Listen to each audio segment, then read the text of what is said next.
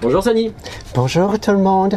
Hier soir, tandis que je regardais tranquillement sur Facebook des vidéos de chatons mignons interprétés par des nains, je fus victime d'une cyberagression en direct. En effet, sur la page dédiée à la communauté asiatique de France, il y a un post de propagande du parti Macron nous invitant à rejoindre un rassemblement, le tout muni d'une traduction en chinois. Oh là là là, ça me plaît pas du tout. Vous les politiciens, vous pouvez augmenter les impôts, ignorer les plus démunis et cacher une double vie, mais ne venez pas faire du tapin sur la page de ma communauté. Cette page est une plateforme sacrée où nous échangeons des recettes de nems. Je fais exprès de marquer un commentaire en chinois traditionnel. 請大家唔好俾呢啲咁樣嘅政治人影響。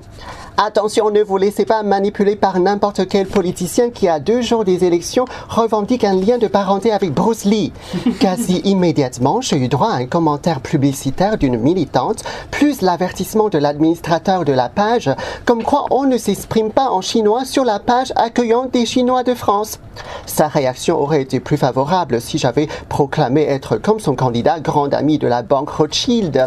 Aussitôt, je leur ai fait remarquer que le chinois est justement utilisé sur leur propagande et que pour une question de neutralité, il faudrait partager le tapinage de tous les candidats sur cette page. À la fin, évidemment, j'ai mis « Vive la France !» Tiens, prends ça dans ta gueule. La prochaine fois, si vous venez pêcher auprès de ma communauté, je vous mettrai une photo de Jeanne d'Arc en Pokémon.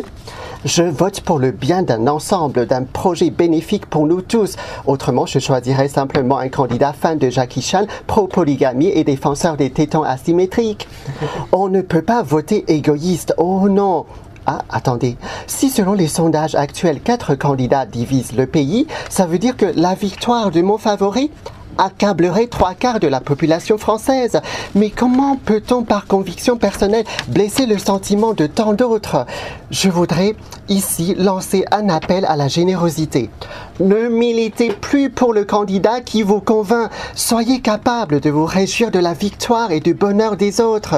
Ses amis, ses proches et surtout sa famille seront comblés par la victoire du candidat que vous traitez de trouduc. Ah, excusez-moi, ah non, ça marche pas non plus. En fait, ma théorie ne marche pas pour tous, car il y a bien un papa qui serait au contraire très irrité par la victoire de son enfant, et ça nous arrange bien. Merci beaucoup, Sony Chan.